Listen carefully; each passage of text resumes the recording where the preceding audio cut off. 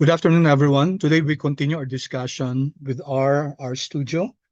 Okay, last time we started talking about the importance of using R Markdown as your go-to file. You can, of course, use QMD. QMD is, in fact, more powerful. I'm not sure if I shared with you a QMD file last time, but that's the next generation of Markdown files, Quarto Markdown files. So for today class, we're going to learn how to create projects. We have several topics, class.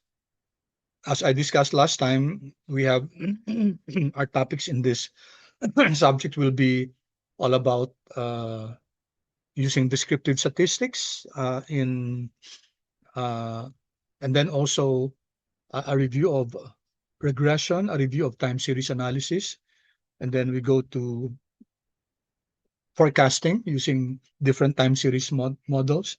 And then we go to portfolio and portfolio optimization using the modern portfolio theory.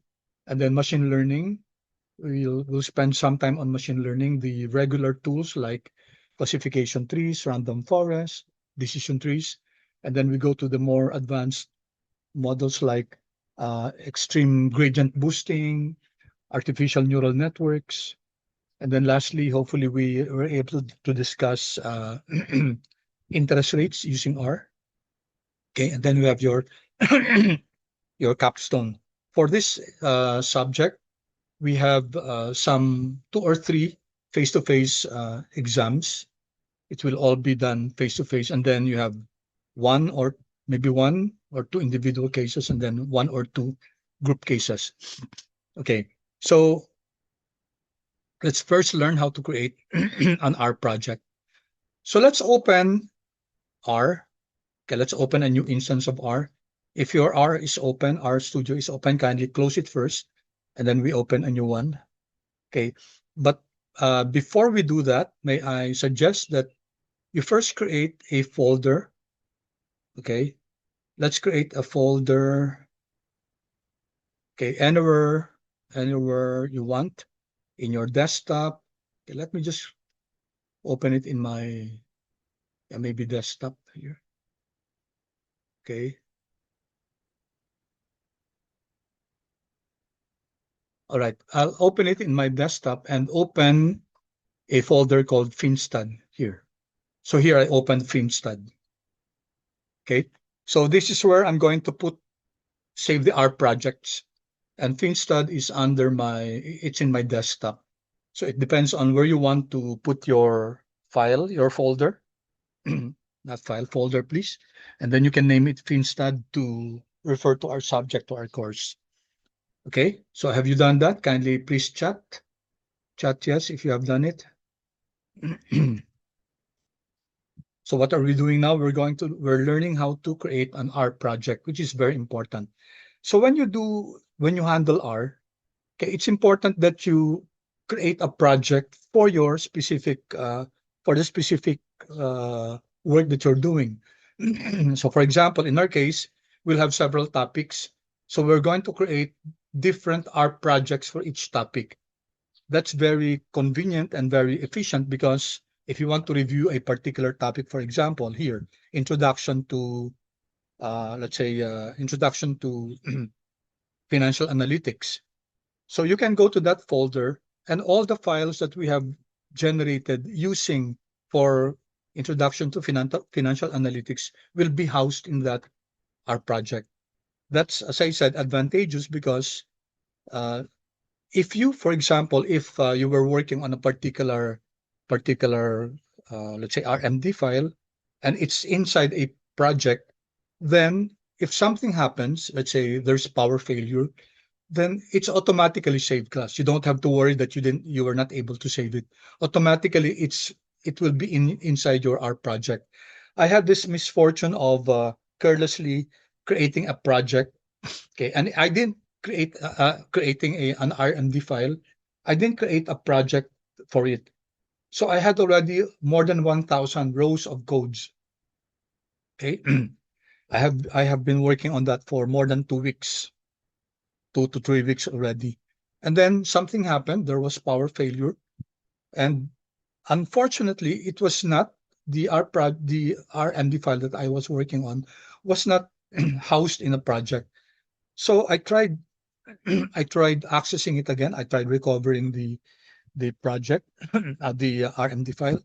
Unfortunately, because it was not housed in a project, then I lost it. Of course, I cried because it was 2 to 3 weeks worth of painstaking, really work on a certain RMD or on a certain statistical project. So I lost the more than 1,000 chunks of code that I had already done. So I I told myself, never, never will that happen. So I hope that's very clear to you. So you first create this folder, Finstad. You can house your R projects inside that. Okay, let's now open R. If you have R open, I suggest that you close it first. Okay. And then if you open R, it will open a new instance of R. Okay. So this is what you'll see.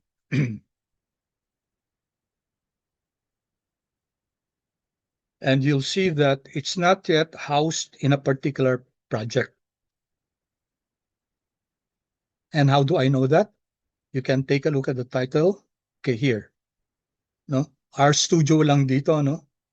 Tapos dito sa files, okay, hindi naka-house siya sa ano, no, sa multiple linear regression, which I don't want, no. But it's nagbukas, no? Let me just close this again, class. Dapat empty yung mag-open eh. Okay?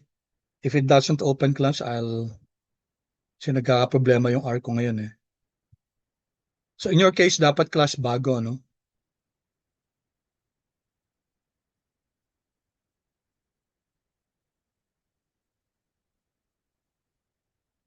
Okay, ayaw. Okay, anyway, I'll just push through with this, no? So you go to file class, once you have opened R, go to file, and then here, we're not going to create a new file, but rather a new project. Okay, so new project. So when you click this class, this dialog box will open. Okay, here, create project. So is it a new directory, existing directory, or a version control? Okay, so before I proceed, kindly chat class first if you have already. Again, class, when you answer, please make sure you answer to everyone. Okay, and I'm happy that you're.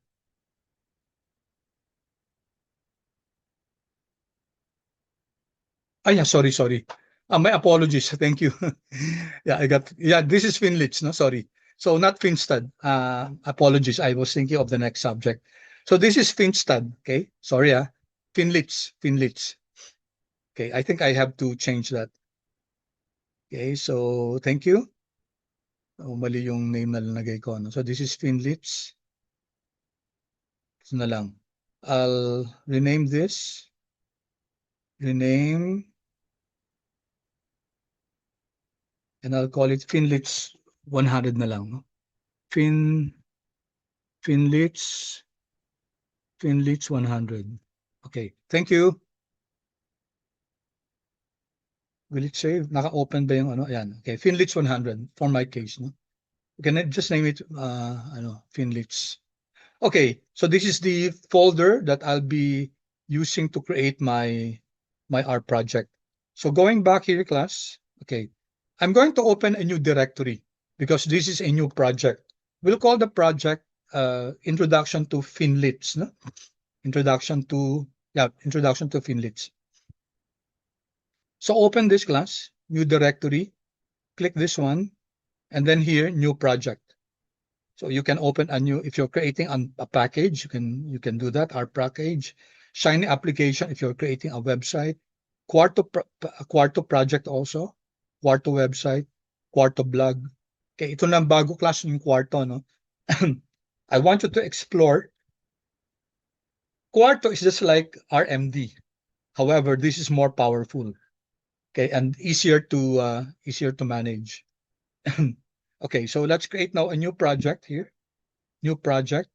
And then what will be the directory name? Maybe let's name it 1, introduction to, can give it a name, introduction to Finlits. So that yung next topic natin, you can name it number 2. Okay? Now, so saan natin ilalagay ito, class? Subdirectory ng ano? Let's put it as a subdirectory of yung Finlits kanina, no? So go to browse. Okay, browse. So Finlits nasa desktop ko. Finlits 100 ang ginamit ko kanina. Where's that? Finlits 100. Ito, class, Finlits 100. So this is where I'm going to house it. Okay, open. Okay, so here it says it's in C, users, home PC, desktop, Finlits. Okay, this is where I'm going to create the project, our project. What's the name of the project? Number 1, Intro to Finlits. Okay, and then I can now click this, open in a new session. It will now create a new session of R and then create project. There. Then you notice now, it will now open a new a new instance of RStudio here, class. So you can see that here, okay, isa lang yung file na laman, no? Ito, yung R project na create natin. Intro to Finlits R project. Okay, here, this is a new R script. Okay, wala pa siyang laman, class, kasi bagong R project na to, no?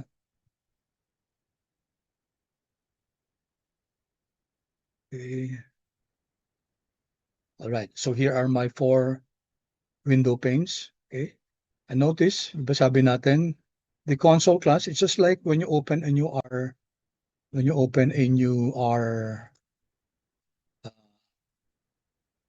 R file, ba? Nakalagay dun yung version ng R. Okay, you can see this when you open a new R. I'll just delete the contents of this. Okay, so this is now our new R project. And what's the name of the project? Ito, class, no? Intro to Finlits. So you know that you're inside a particular project. What's that project? Intro to Finlits. You can also find it here in the console. Okay, this is my version of R. And then the project that I have created is under C, users, home PC, desktop, under the Finlits folder, and then intro to Finlits.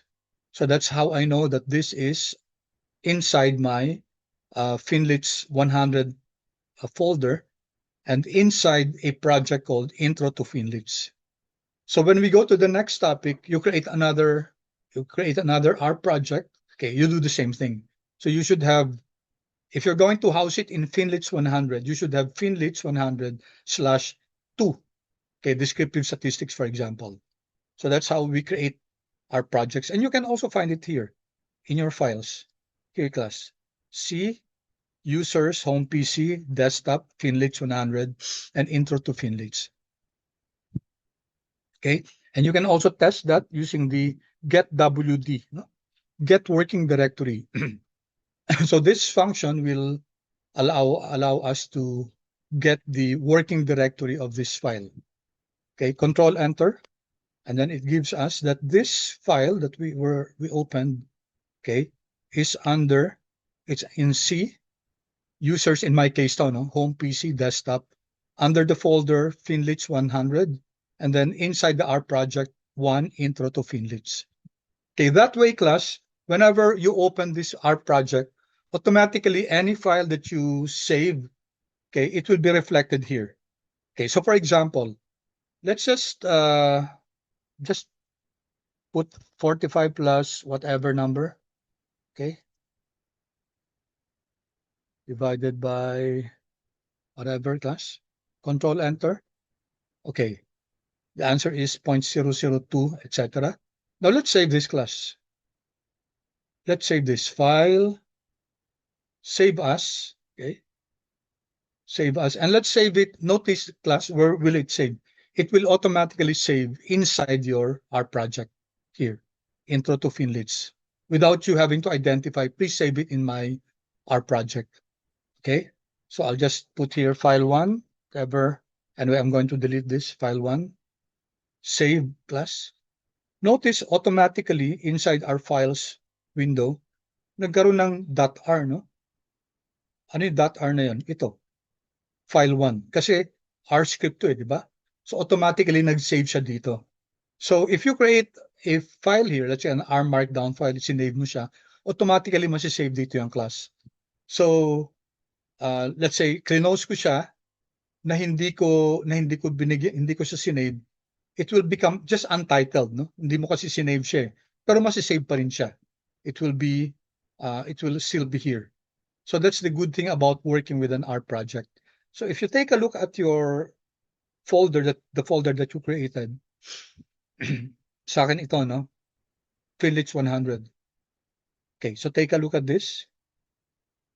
Okay, so inside this one, okay, don't mind this kasi ito yung sinave ko lang kanina, no? Inside this R project, if you click this one class, tingnan nyo, andi dito yung R project. So that R project class, that extension R project is very important, especially for managing managing and what's a proper term for that? Managing na lang, no? Your files inside this R project. So you don't have to worry of, let's say, losing power and then you were not able to save a file, whether it's RMD, QMD, while working in this R project class, automatically mag-save yun. Okay? So for example, if I close ito, no? Iko-close ko siya class, close. Okay. So malalagay dyan class yung history. Ito yung history class. I'll let you explore what's inside this one class, no? Okay, it's very interesting. And then if I want to open, if I want to open the R project itself, so pupunta ulit ako dun sa folder ko. Tapos gusto kong buksan yung Finlits 100. Tapos yung R project ko, it's here in Intro to Finlits. I open this class and then I open the R project. I open the R project. Okay.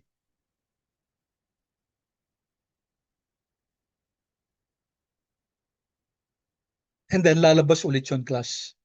Yung inopen natin kanina. Yan na naman siya. No? Tapos andun din yung recording ng mga files natin dun. Okay, let's say I open a new RMD file or QMD file for that matter class. New file. Let's open a new Quarto document.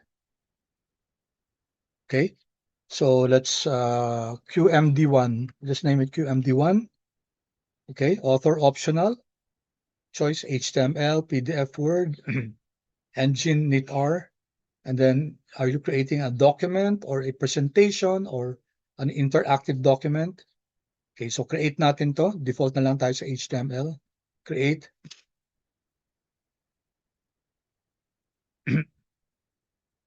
Okay, so you can see now a Quarto document, no? And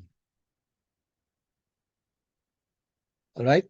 So one good thing about a Quarto document class is, okay, tingnan nyo class, na iba na yung no? Let's open a new RMD file. New file, RMD file. I'll just call this RMD1. RMD1. Okay, HTML na lang din. Okay. So you can see the interface of a RMD file and a QMD file. Ito, no? QMD file. Okay, malaking difference nito, no? Okay, for example, if you run this, diba? Andito pa rin yung answer. Okay.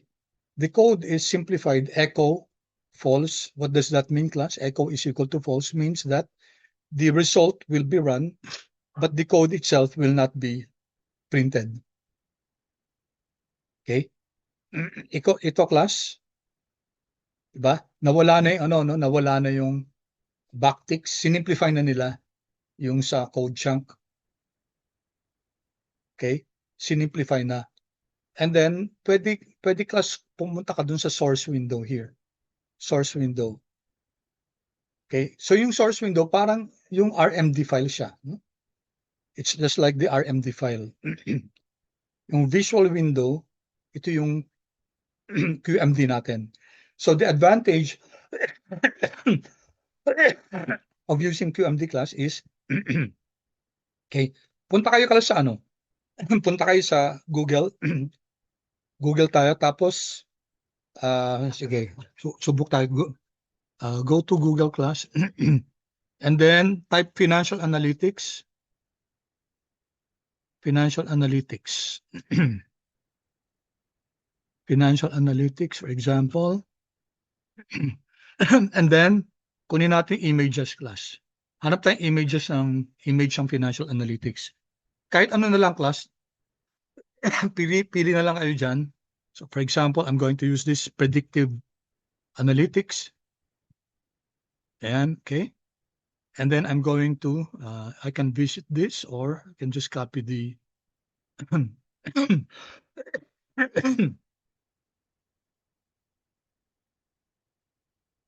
okay, hindi kita lahat, no? Balik na lang ako class dito, sorry. Ito na lang class. And I'm going to copy this.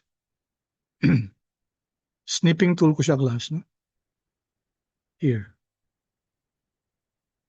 Yan. Control C, copy ko siya. And then I can paste that directly to my QMD file. Here. Okay. Punta ako sa RMD file ko class, no?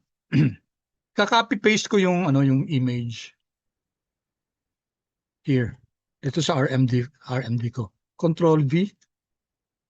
Ayaw, no? Ayaw mag-copy niya. Si RMD hindi pa nagka-copy, may kailangan kang code ilagay dyan, class. If I go to my QMD, here, Control V. Yan, tingnan nyo, class. Diba? How convenient, ba? So you can already copy and paste images here in QMD. Now, if I go to source class, ito yung code na yan. Yan, ito yung sinasabi ko. So dapat, class, nakalagay ito, no? Exclamation point and then brackets, images, slash clipboard, and then this is the PNG. So dapat nakasave sa clipboard yung image niyan. Unlike sa visual representation yung QMD, you can just copy paste directly. Yan. Okay? And then let's see class. Suppose, tingnan nyo to class, ano? Nagkaroon automatically ng folder na images. Okay? And then suppose I was not able to save Untitled 1 and Untitled 2. I-click ko lang. Pero alam mo gagawin niya. Okay? So what happened? Close ko na, no? Close ko siya. Okay, I go again to my R project. I open this again. Notice class, may images na dito, no? Automatically, na-save. Yung kinopy-paste ko dun sa QMD file ko, nag-automatically siya, nag-create siya ng ng file, ng PNG file. Okay? So, I once again open the R project.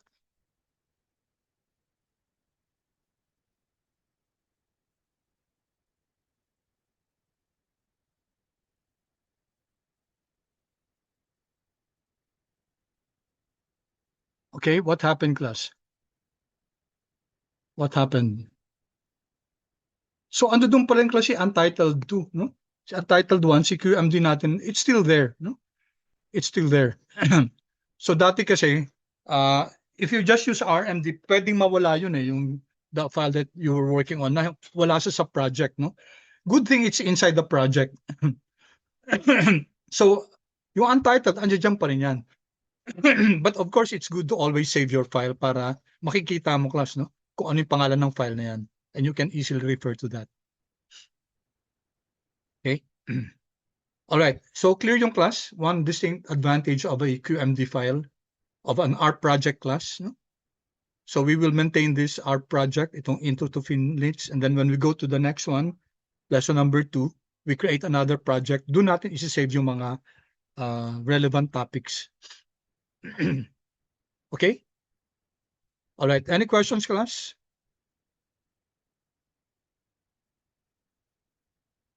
Clear so far? Thank you for your feedback. Okay, good. Thank you. Okay. And thank you for your patience. I hope it was not wasted time kasi yung iba sa inyo are coming from a different teachers sa FinArts eh. So, kaso class, yung cases natin dito, I'm requiring you to use, I think QMD na ipapagamit ko sa inyo, no? Para yung output nyo class, malinis, no? So here, we're not only learning financial analytics, here we have to learn how to present your case, present your report in good format. Hindi pa pwede yung parang ano lang na nag ano lang kayo sa word. That will not that will merit lower grades, no? So naka-record to itong session natin. Okay. All right. So I hope I've made my point to really save, to really work in our projects. So next time you're going to create, let's say, gagawa kayo ng ano ng our project for another subject, for another course, for another subject. Pwede itong gamitin yung our class for your other subjects. Gagawa kayo ng report and you would want to create a, let's say, mathematical computations kayo, tapos may codes, tapos may plots. You can use this. Okay? And then you can use a presentation, QMD presentation. Nakalink na yung aalamin nyo lang class, no? Yung linkage ng QMD dun sa presentation. But it's very, very convenient. Okay? So this one is a tool, is a software that you can use even when you're working already. Okay. So just use that class. Just use the file that you're using. I'm going to use another file kasi andun yung class yung ano ko, no? Andun yung notes ko. Okay, let me open.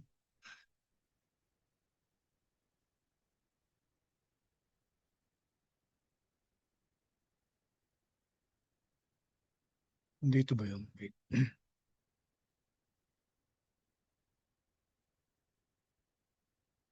And sorry. Napin ko yung notes ko class.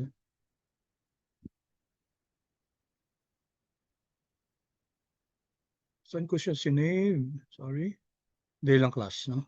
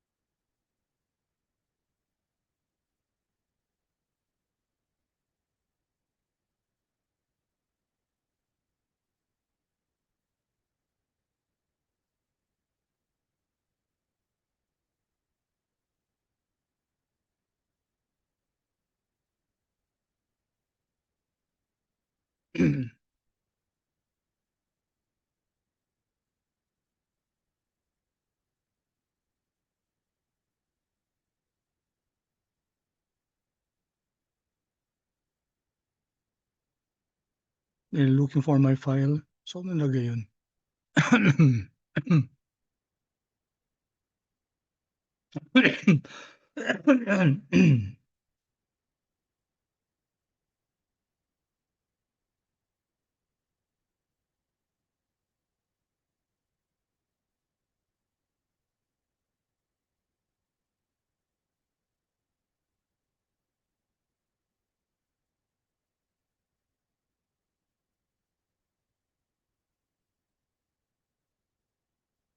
Moment class, sorry ah.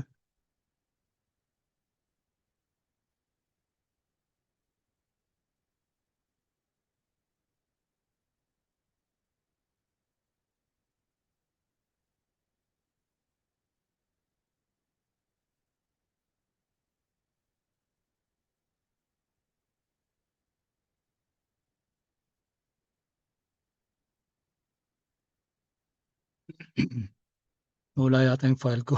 Wait lang.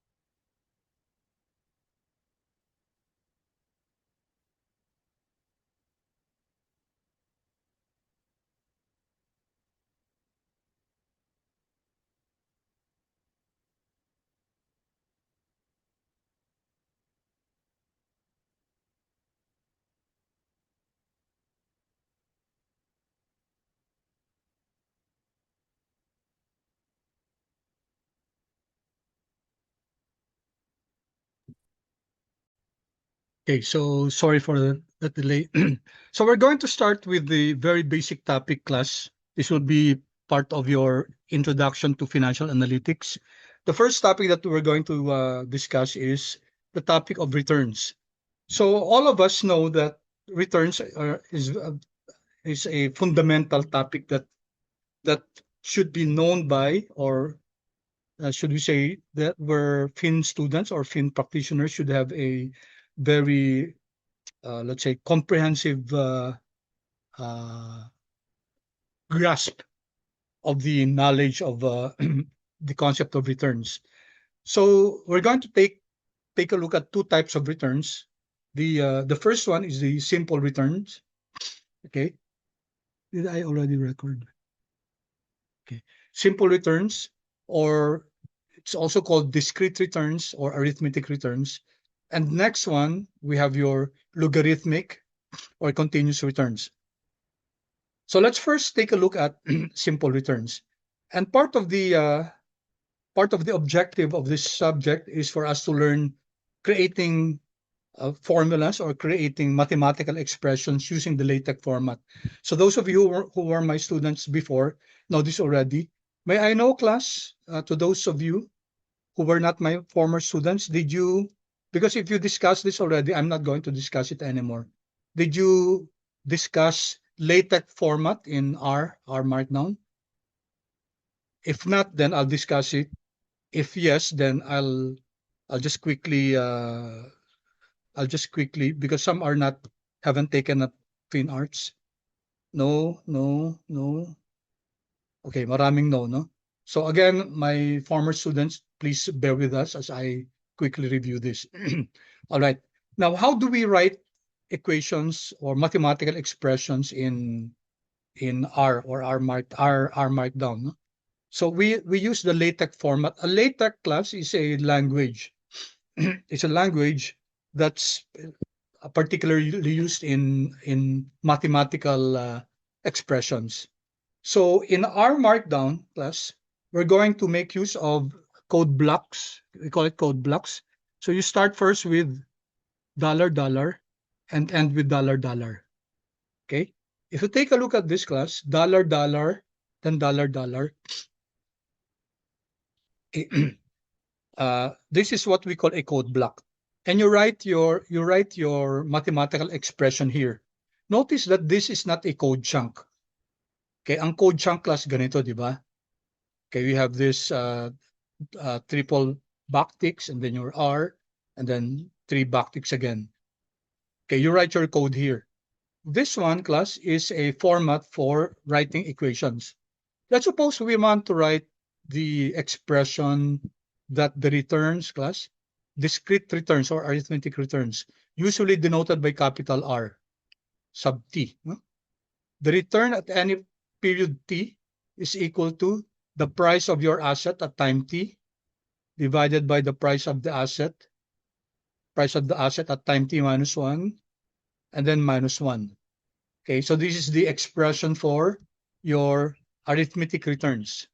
And maybe in your high school or elementary, you were taught that the growth rate or the rate of change is equal to the value at time t minus the value time t minus 1, yung previous one, divided by the value at time t minus 1. So this class is just the growth rate. It's just the arithmetic return. So pareho lang yung class, no? Pareho lang to. It's the same. Okay, R sub t is equal to P sub t over P sub t minus 1 minus 1. It's just the same as this one. Because if you distribute the denominator, iba magiging ano to, V sub t, V sub t over V sub t minus 1. And then V sub t minus 1 over V sub t minus 1 is minus 1. Okay, so these expressions are the same. However, in computing class, in using calculator or in using computers, this is the preferred way to write it. Kasi ito straightforward lang eh.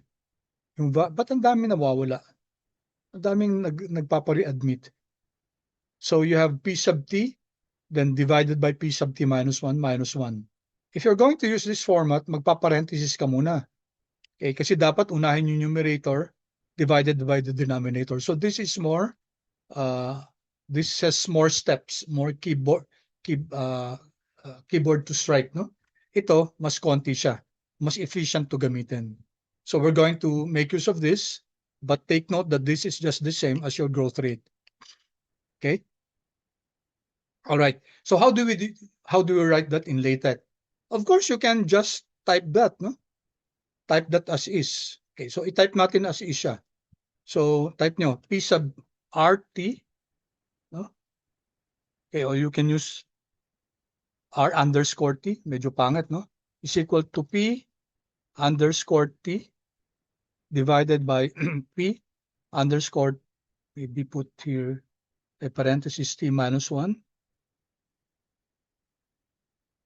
P underscore T minus 1. And then you have here minus 1. Okay, so my students will know that this is a very, very crude way of writing the equation. It's hardly understandable. Tapos pag print yan, mahirap na intindihan yung class, no?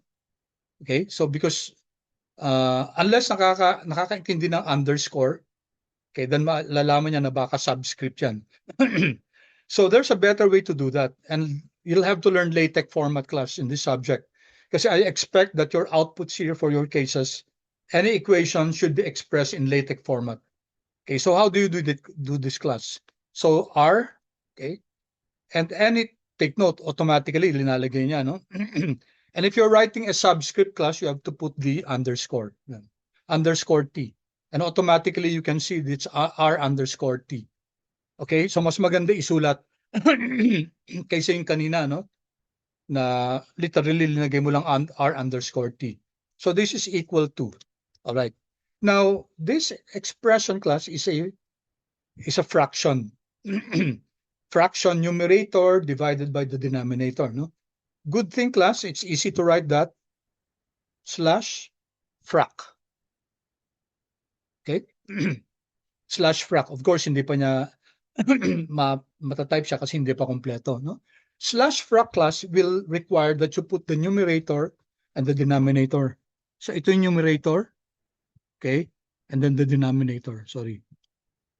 Type, pag tinype mo yung open brackets, curly brackets, automatic magta-type din yung curly brackets. Okay? So ito class, dalawa, no? Numerator, denominator. Okay? So we first write here the numerator. Ano yung numerator? P sub T. Pasok natin dito, P underscore T. Kita nyo dito, class, no? P underscore T. And then this one, P underscore P underscore. Okay? And then, since marami siya, T minus 1, okay, you have to put it in curly brackets also, T minus 1. If you have a compound, class, compound subscript, which means more than one character. Ito kasi T lang, di ba? Kaya P underscore T lang yan. Pag more than one character, then you have to put it P underscore curly brackets T minus 1. So there you go. So ano na lang kulang yung minus 1. Okay. So this is now the LaTeX format for your formula for returns, no? Arithmetic returns or simple returns or discrete returns. So 3 names. Simple, arithmetic, discrete. Okay. So here we're learning 2 things. Number 1, we're reviewing the concept of returns. Okay. And then number 2, we're also learning the concept of LaTeX. Okay, so that's it, class. So when you render this, when you need this, maganda yung kakalabasan, class, ng document nyo. Okay? Hindi lang yung, kasi later on, class, kunyari, you're going to make a document and then you're going to submit it to your supervisors, to your, ano. Imagine creating a document tapos yung ito ibibigay nyo. This is how it will look like sa when you render this, class. Okay? Hindi siya technically good. Okay. Now, next, class, let's now compute for the log returns. Okay, ang log returns natin, class, another name for that is continuously compounded returns. And it's in finance, it's usually denoted by a small t. No? Ganyan. R sub t. And it's equal to log log of p underscore t divided by p underscore, okay, p t minus 1. Okay. Okay, open, close. All right. Now, take note, class, then that when you use log in X in R, it's always to the base E. No? If you want log to the base N, then you have to type log of your number, then base 10. Base is equal to 10. Okay, I hope those of you who were in other sections discuss this, yung concept ng log sa sa R. R does not use ln. Sa Excel kasi ln. Maganda sana kung ln kasi yun ang language minsan na ginagamit sa math, natural logarithm. But in R, log is assumed to be natural logarithm. Okay, and the base is equal to, those of you who are my students, alam nyo to, no? exp1, e to the first power. So that's the same. All right, so how do we now create a LaTeX format for log returns? Lagyan natin dito, log returns. Our log returns are continuously compounded. No? Continuously compounded returns. All right, so let's once again create our code block, $, $. Okay, so we now have R underscore T.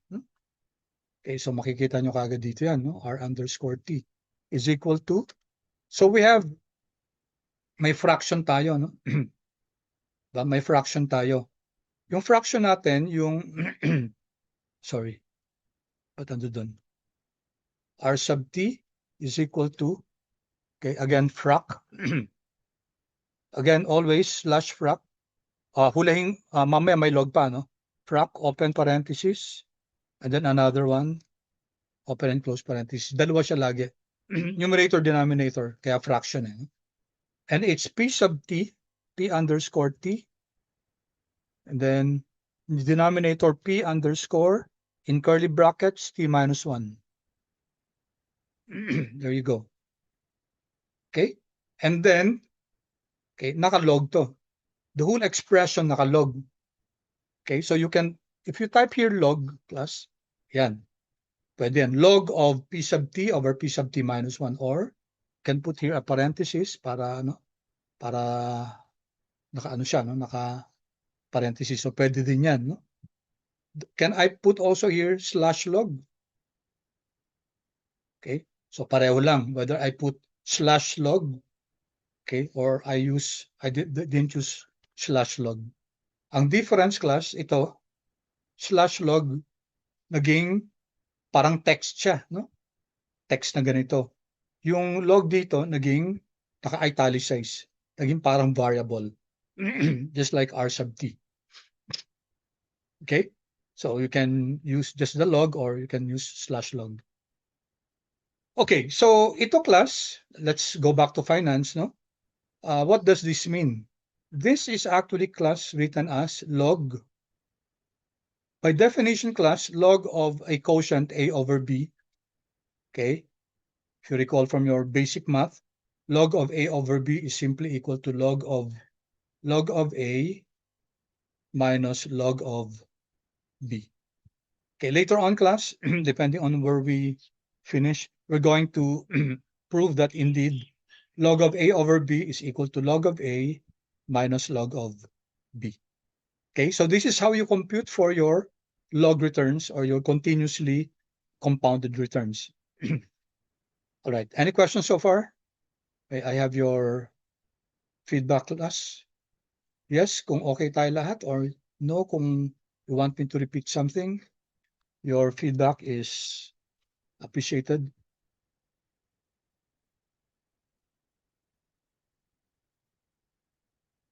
Okay. Later on class, we'll be exposed to more complex mathematical expressions. No? Simple lang yan.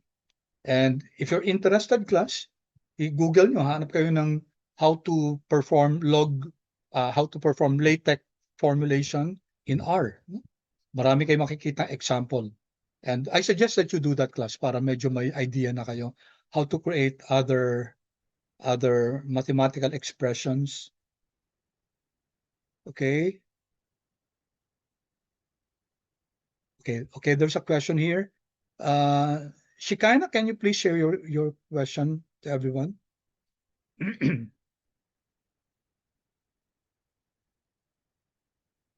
It's a very good question. Ano yung log x base is equal to ano? That's good, okay? So let's answer Shekinah's question, okay, while we're here. All right, just a review of your basic math. Okay, create tayo ng ano ng code chunk class. Anong shortcut? Control Shift. Anong shortcut class ng ano? Ano shortcut ng code chunk class? Baka nakalimutan niyo na class. Shortcut ng code chunk class? Sa Windows, ano? Na-discuss ko na ba yun? Code chunk class? Dapat na-discuss ko na. Anyway, class, okay. Sige. Yung code chunk class, ito, di ba? That this is where you write your code. Di ba? So that the answer will appear in your script. Otherwise, if you write your, let's say ito, no? Dito na lang, log of log of 100, okay, to the base is equal to 10. Ito yung regular na ito yung sa ordinary math, log class assumes that the base is equal to 10. Okay, so if we run this class, control enter, okay, lumalabas dito sa console yung code natin, di ba? Tapos yung answer. But if I put it in a code chunk, okay, ano shortcut class? Nito, tingnan nyo, ang bilis kong sinulat, di ba? Yun. What's a shortcut? Have we discussed that? Hindi. Mukhang hindi, no? Anyway, so if you're using Windows class, press Control Alt I. Yun, para shortcut, para you don't have to manually type the backticks. If kung Windows ka, okay, Command Option I. Okay? Can you do that class and tell me if you were able to do it? Yung shortcut ng code chunk. Remember class, yung mga codes dapat ilagay sa code chunk so that the answers will appear in your... Okay, thank you, Carla. Control Alt I for Windows. For Mac, Command Option I. Ano nga class? Confirm. Okay, use. Good. Good, thank you. Thank you. All right, so you know now the shortcut, no? Okay, so I don't want to see anybody typing backticks and then R. Okay, use the shortcut. Okay, just copy this class, Control C, Control V. Okay, and the advantage of putting your code inside your code chunk is that the result will be printed here in your script window dito. So gumagawa kayo ng report, you're making a report, and you want the result to be in your script window. do not use an R script because the R script will never generate the output in your script window. Or do not put in an RMD file, do not put your codes outside of your code chunk. Because even if it will run and reflect in your console, it will not be reflected in your script window. Okay? The only way to for example, ito class, no? Okay. Plot pressure, alam natin to, di ba? This one class will run. Magra-run to. Lagyan natin sa plots, no? Lakihan natin ng konti. We already did this before. Plot pressure. Okay, ayan ang plot ng pressure. Pero class wala siya dito sa script window. Diba? If we need to, kaya ka nga gumagawa ng kunyari, plot para masama sa report mo. But if you put it here, plot pressure, okay, nasa code chunk siya, control enter, then, okay, what happened? Lalabas dapat dito yan, no? Nangyari? Plot pressure, control enter. Yan, okay. It should appear here, class, no? And so nasa script window mo. Why do you want to put it in your script window? Because this is what you're going to render. This is what you're going to print. It makes no sense that the output is in the plots window. Unless you want to copy everything in Word and then paste your plot here. Okay? So I hope I have made myself clear, class, that you need to put your codes in the code chunk. All right. So where were we? Okay, here, no?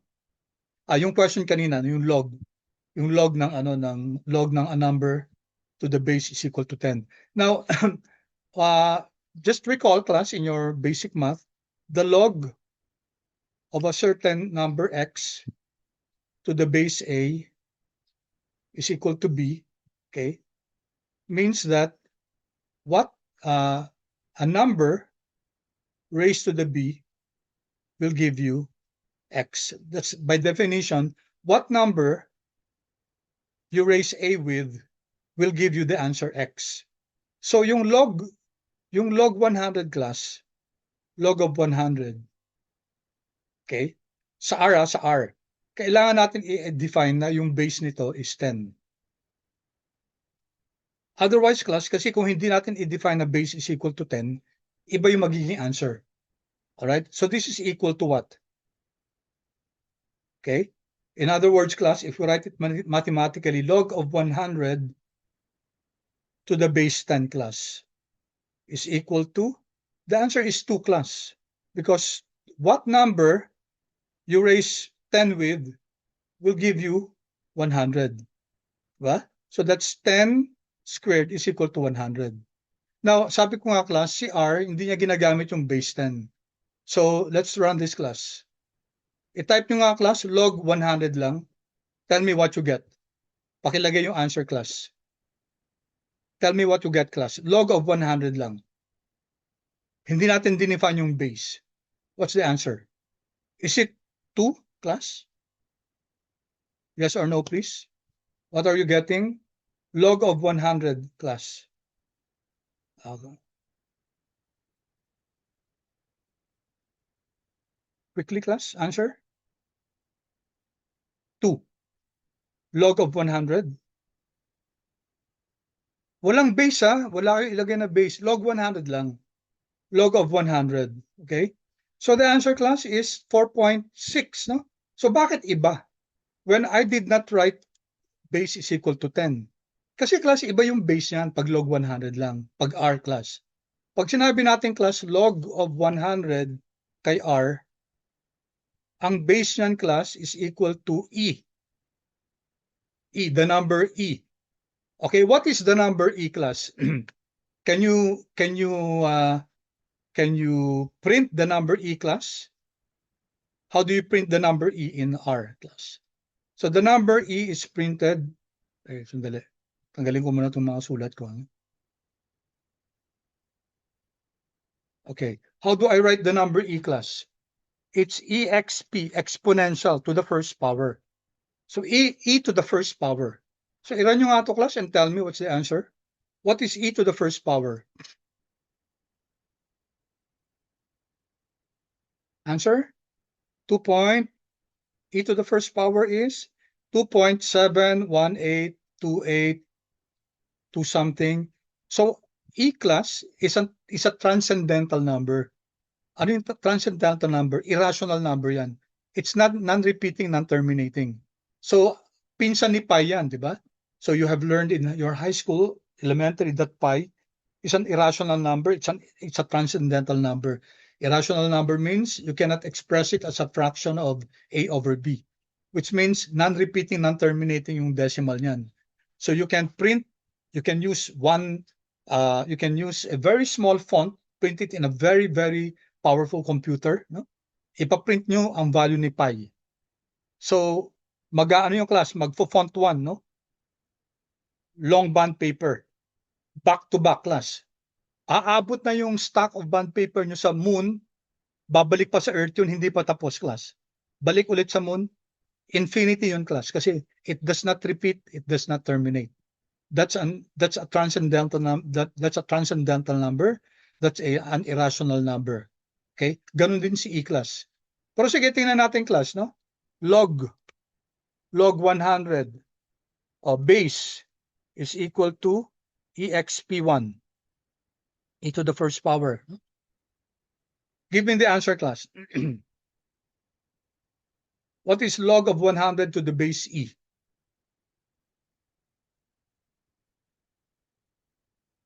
Answer, class.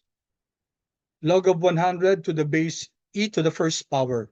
That's how you write e in R, no? exp function and then 1. Answer, please. Yeah, 4.6, di ba? What did I just prove?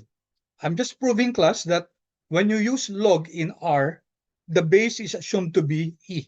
The base is exponential, not 10.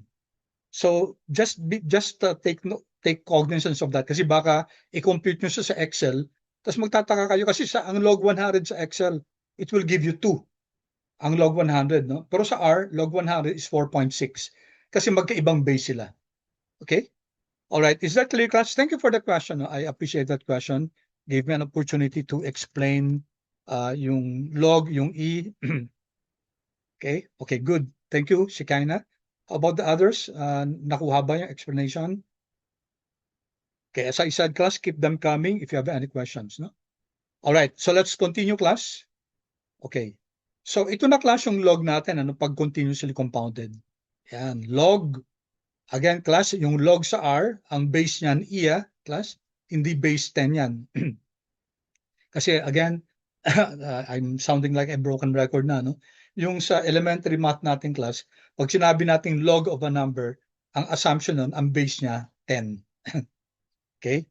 Pero dito, class, ang base natin is e. Okay, good. Thank you. All right. So, importante, nakakahabol tayo dun sa, ano, no, dun sa kabilang section. We still have a few more minutes. All right. Okay. So, sabi natin, class, ito, no? Yan. Now, ito. This one, class, is equivalent to log or ln, no? Pareho lang yan, class. Log stands for natural logarithm. It means ang base yan, e. Okay? In R, pag sinabi natin log, ln yun, no? Okay, now, R sub t, class, suppose, okay. Suppose you know the simple return R sub t. Yan. Alam natin R sub t, class, no? Can you convert this into continuously compounded? Yes, you can, class. If you have the simple returns can be converted into continuously compounded or log returns. How? You get the log of 1 plus your simple returns. Okay? Alam natin yung simple returns. Can you convert that into log returns? Yes, class. You get the log of 1 plus r. You have this is the log returns. Okay? All right.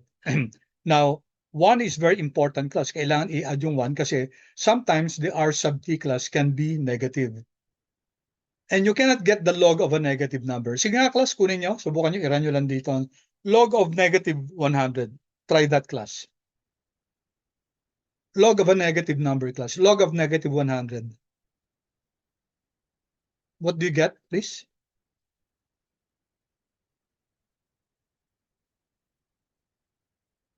Okay, thank you. Not a number, no? May NaNs tayo. Log of negative 100 is not a number class. Undefined yan. Okay? Walang negative number class ang walang log na negative number. Okay? In fact, if you plot class, if you plot, no? Okay, gawa tayo class ng wag na, tatagal kasi. I wanted sana for us to next time na lang pag may time pa tayo, no? I wanted us to generate a sige na nga, subukan na natin. Andito na tayo no?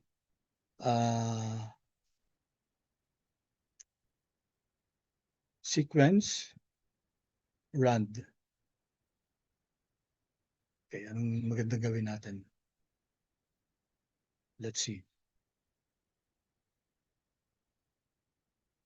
Saan na yan? Okay, dito na lang, no? Control Alt I. Okay, let's create a number x is equal to R norm plus. Pare-pareho tayo class, mag-set.seed tayo. Set.seed. Okay. Set.seed class is a function which generates random numbers, no? Pag pare-pareho tayong set.seed class, we'll be generating the same numbers. So run nyo yan, set.seed 1, 2, 3, and then let's create an object called x. X alt minus. Okay, I think haven't discussed this class. X and then alt minus. Ito class, this is called your assignment operator. Okay, and R norm, I'm using this function R norm class. N, ilang numbers? 100, okay? And then, gawin nating, na lang, average is, standard na lang, mean is equal to 0, and then standard deviation is equal to 1. Okay? Control Enter, class. I-run nyo yan, class, and then you will see that in your environment below, may ma-generate na values na x. No? May ma-generate na values na x. Yan. And this one, class, are random. Pare-pareho dapat tayo, no? Subukan natin, head x. Head x, yung first 20.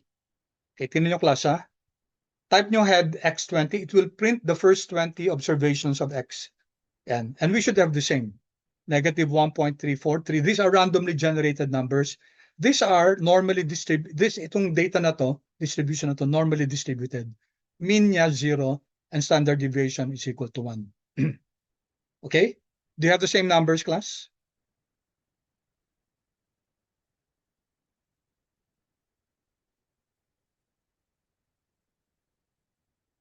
Okay? Yes, pare-pareho tayo, no? And then, kasi may negative, no? Okay? Now, if you take a look, class, no? Ganito gawin natin, ha? If you get the log of x, class, let's create now log x. Alt minus, it's equal to log of x. Yan. So what we're telling R is create this object log x, tapos kunin niya yung log ng x. Di ba? Ito yung x na, no? Control Enter. Tingnan nyo, class. Warning. NaNs produced, no? Kasi may mga negative tayo dun sa, yan, tingnan nyo sa ilalim, log of x, may mga number. NaN. Lahat ng mga negative, class, no? So, ang gawin natin, class, let's do this, no? Si x natin, abs x na lang, abs x. Alt minus. Let's get the absolute value of x. Okay. Tingnan natin, class, what happens here. Print. Okay. What happened to x, class? si x, naging absolute value na siya, no? Right? Naging absolute value na si x. Nawala na yung negative. Tapos, kunin natin class. Sorry kung mabilis ako kasi magta-time na, no? Let's get now the log of abs x. I'm creating now another object, which is the log of abs x, alt minus log of abs x. Okay?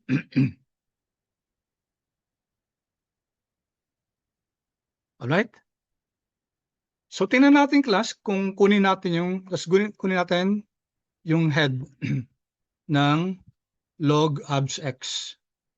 Yung first 20 observations, class. Yan, first 20 observations, log of abs x. Control enter. Yan, tingnan nyo class.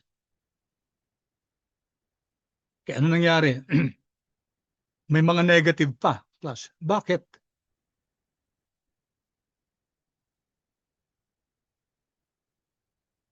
Bakit class may mga negative?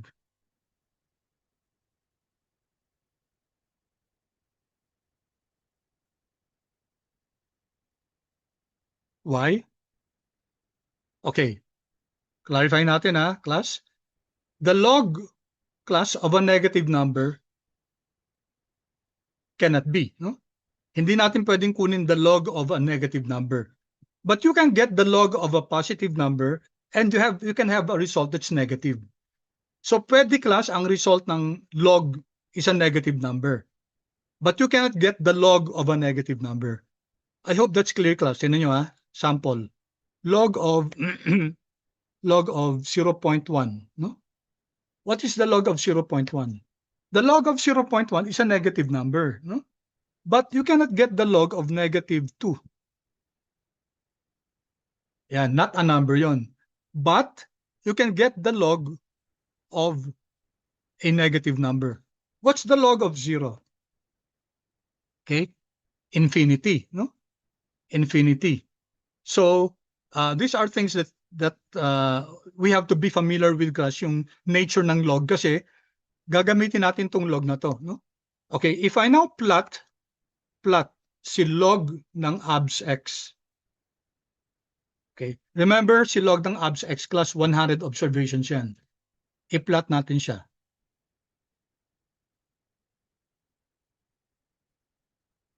Okay, so what are you getting here, class?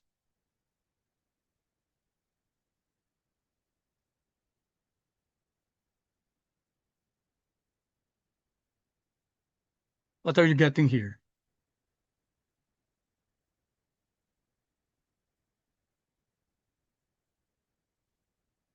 You take note, class, that the log, okay, the log of abs x class ranges from negative to positive, diba? Pero up to what, class? Up to what? Okay, so I'll stop there. I'll stop here, class. No, I want you to. I know I might be going too fast. No, but this is a challenge for us, class, to understand the nature of what logarithm is. Bakit natin kailangan yung class? Kasi we will be subjected to yung log, no? Log returns Ito yung gagamitin natin. So the minimum class is for us to understand ano ba yung log operations.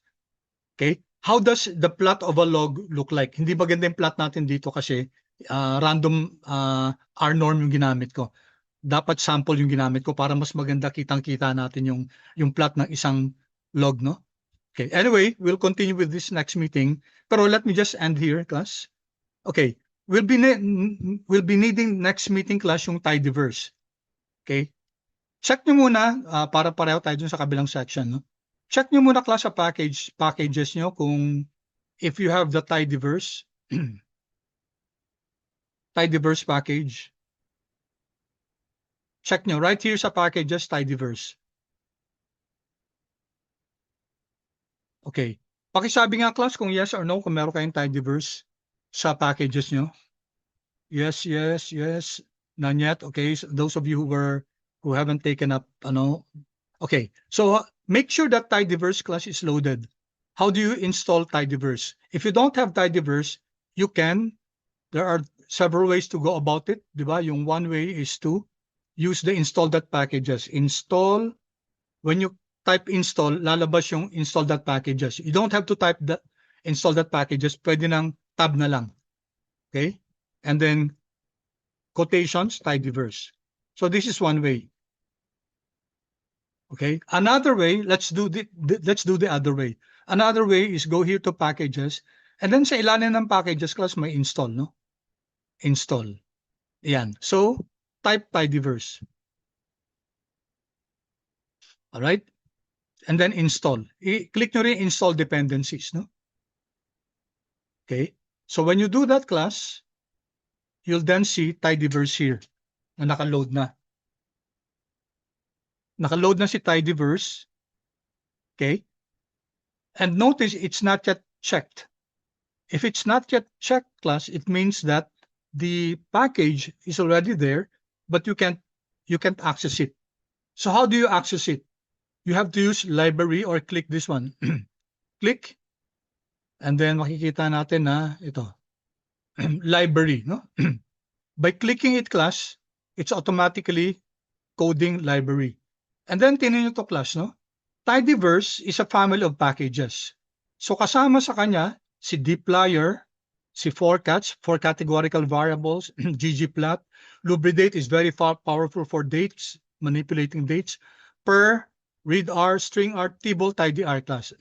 Now, also there's something here, sabi dito, may conflict, no? Si dplyr filter, it will mask stats filter. What does that mean, class? So yung package ng dplyr, may function siya na filter.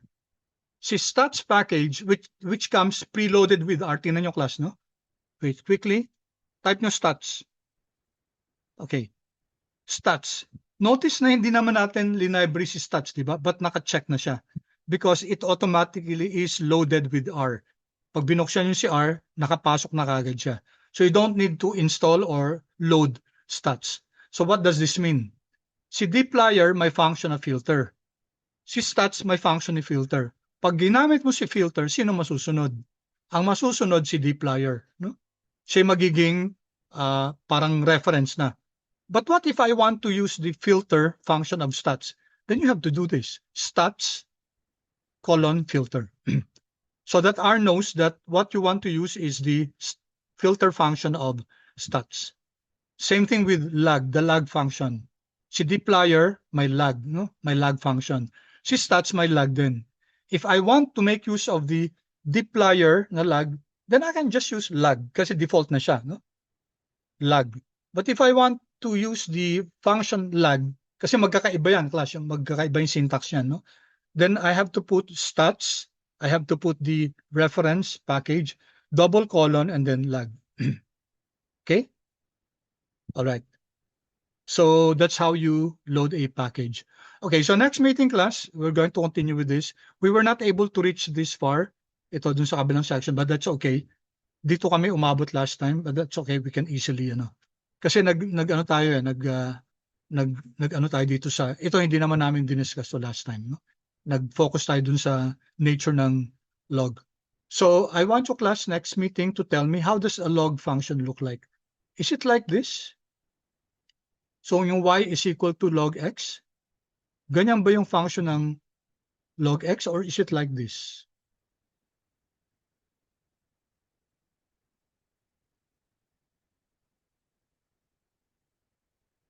Yan. Ganyan ba siya? Saan siya asymptotic class, no? Okay, so I want us to paki-review nyo lang class how the function log x behaves, because that's very important in understanding yung logarithmic functions ng returns. Okay? Sorry class, one last na lang. Sorry. Nakalimutan ko kanina na sorry but if you need to go, anyway, naka-record to, no?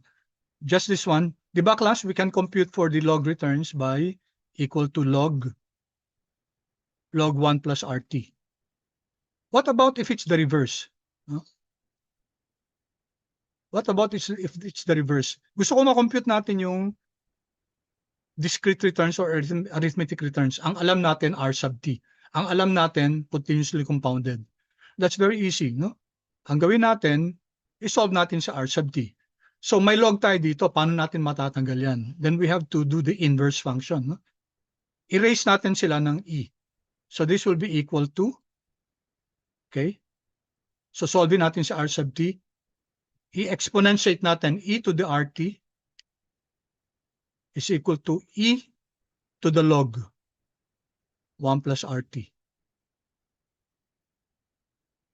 Yan. So what happens, class? E to the log cancels out, class, because those are inverse function. So magiging e to the rt, no? E to the rt is equal to 1 plus rt. Okay? Nawala na, class, yung log dito, no? Nawala na. And so, how do you compute for r sub t? Well, i-transpose na lang natin tong 1 dito. So therefore, your r sub t now is equal to e to the rt. You exponentiate yung discrete returns and then minus 1 there. Okay? So we now have the conversion, class. How do you convert yung discrete returns? How do you convert the discrete returns to convert discrete returns to log returns? You use this one, log of 1 plus rt. And then convert the log returns into discrete returns, use e to the rt minus 1. Okay, so these are fundamentals, no? Fundamentals in understanding returns. So if you haven't known that before, ibig sabihin ng class, maybe you were not paying attention or baka hindi nyo nabasa, no? So kailangan alam natin, class, na if you have log returns, pwede ma-convert yan into arithmetic returns. If you have arithmetic returns, pwede rin ma-convert yan into log returns via this formulation. Okay, thank you so much, class. Thank you so much for your patience. I'll see you on Tuesday next week.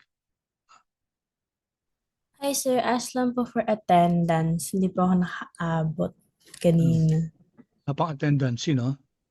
17 po, Julian. Julian. Sir, could I ask for attendance din? For what? For the For what? attendance din po. Attendance po. Julian, okay. Who else? Tubeo po, 33. Tubeo, okay. Who else? Pastoral po, 23. Any more? Okay, wala na. Okay, thank you. Thank you so much, class. Thank you, Sir, sir. excuse me Thank you, po. sir. I hope you learned something. Sana. Sir, Yes, sir. Thank excuse you me po. po. For the recordings po, maybe kindly ask for it po. There are some parts po kasi that I want to sige. go back to. Ipopost ko, kukunin ko mamaya, i-download ko siya sa sa YouTube, ha? Sige po. Thank you so much Ipopost ko po. yung link sa sa Canvas. Thank you so much po. Thank you. Sir, Yes. were you able to hear me po if my mic wasn't working? Sorry. For attendance po. For attendance Yeah. po. Pastoral, na-check ko na. Okay, thank you, sir. Okay, thank you. Okay, I think some of you belong to the next class. Ko-close ko muna to, and then let's open I'll just open a new Zoom. Thank you, sir. Thank you, sir. Thank you.